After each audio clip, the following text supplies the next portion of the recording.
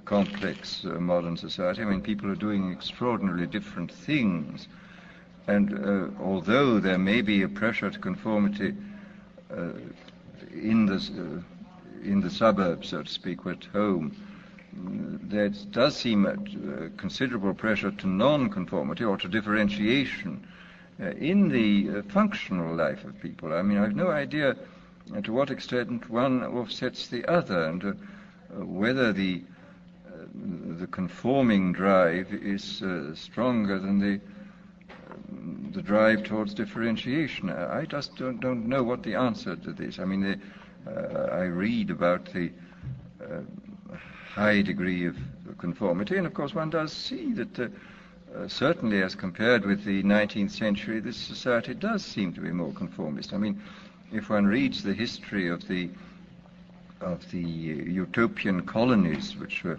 set up during the 19th century, this is really extravagant. I mean, that it's inconceivable to think of anything like the Oneida community or Brook Farm even being set up today. I mean, that this would be so outrageous that it would be impossible to imagine.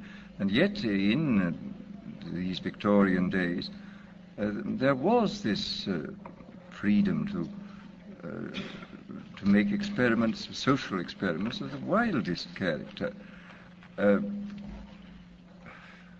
Again, exactly what this means and exactly what the significance is for us and for the future, I don't really know. I mean, I just feel so incapable of really understanding the unutterably odd facts of real life. I mean, I think one very often just has to accept them. There they are, and what really they mean, I don't know. I mean, perhaps this is one of the charms of history, that one never really knows what it means. Yes, a gentleman there. You have always been interested in religious ideas during mysticism. There are certain problems and implications arising out of the use of artificial beings, of human beings. Would you care to comment on this? Well, this is finally related to the whole mind-body problem. I mean, we still don't know very much about the relation of mind and body. I mean, we know clearly that they're related to one another very closely, but exactly how electrochemical events in the central nervous system turn into the G minor quartet of Mozart, we really haven't the faintest idea. I mean, I don't think we have any more idea than Aquinas or Aristotle. I mean, all we can say is that it happens. And we do know a good deal more about the nature of the electrical and the chemical events. But again, what the bridge is, and whether it's enough to say, like the neutral monists, that the two aspects, the mental and the physical, are merely the same thing seen from different sides. Again, I don't know. I mean, even then, I mean, how can the same thing look so profoundly different? Something I don't understand. And in relation to the mystical experience, I mean, clearly this is correlated with electrochemical states within the central nervous system, and I would be all for studying these states. I mean, I think it's exceedingly important that we should know about it. I mean, I can imagine a whole branch of science which would be called neurotheology or myco-mysticism. I mean, this sounds funny, but nevertheless, we have to be able to speak in the same kind of language about the two aspects of any of these experiences, the neurological and the subjective.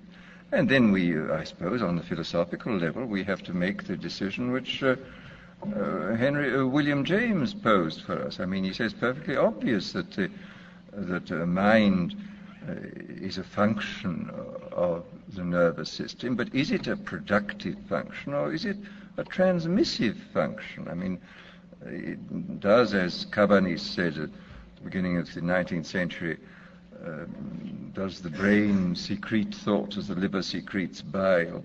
Or is it some kind of valve, as James himself, I think, thought, and as certainly as Bergson thought, through which a pre-existent mental element finds access into the human being? I mean, Bergson's view was that, of course, it was a kind of reducing valve which permitted only those aspects of universal consciousness which were useful to our survival as animals on the surface of the planet and as social creatures within a society to come through. Well, I don't know. As James says, that the both points of view are quite difficult from a philosophical point of view to justify, but the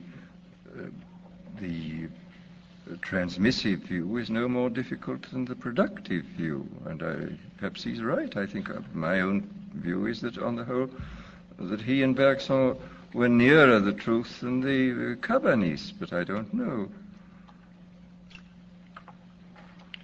This gentleman in the white shirt there. Dr. Huxley, would you care to comment on Sir Julian Huxley's views on artificial insemination donation?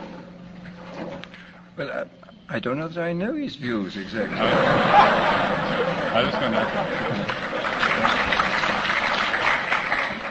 You care to clarify that for us? I think he favors, along with a Dr. Herman Muller of Indiana University. Oh, yes. Here in the United States. I think that we can genetically improve the human race by adopting amongst the population are the practice of artificial insemination, using the sperm of intelligent individuals. And I don't know how he determines that these individuals are to be chosen, but I was just wondering if you were familiar with these. Well, I mean, this is, of course, the whole problem of eugenics. I mean, if one knew how to apply eugenic principles, I think unquestionably one could improve the average quality of the human race. And I mean, there is some evidence, as Bert pointed out a long time ago, and as Medower has pointed out more recently, that there is some evidence that there is a slight decline of average IQ, and that this certainly could be remedied. But of course, as you say, the problem is to choose who. I mean, I can perfectly imagine that if the Cold War goes on for a very long time, that side which first starts artificial insemination for the production of people with greater talent in the physical sciences will win. And I read a paper the other day by, I forget who, a biologist at the University of California at Santa Barbara. It was an amusing paper, but I mean, it had quite interesting and serious aspects to it on sort of the hypothetical Cold War action on the part of the dictatorial powers who were able to make use of eugenics in ways which would not, as this author whose name I cannot now remember, in ways which were not necessarily very tyrannical, because of after all, the woman would be allowed to marry whomever she liked, but provided she had children by selected fathers outside the relationship, so that, I mean, there would be the actual personal relationships between husband and wife would not be modified seriously. But I mean, this, as I say, was a fantasy, but it looked like a fantasy which could quite likely come true, and could, as the geneticists I think are all agreed, could certainly lead to considerable results. Of course, on a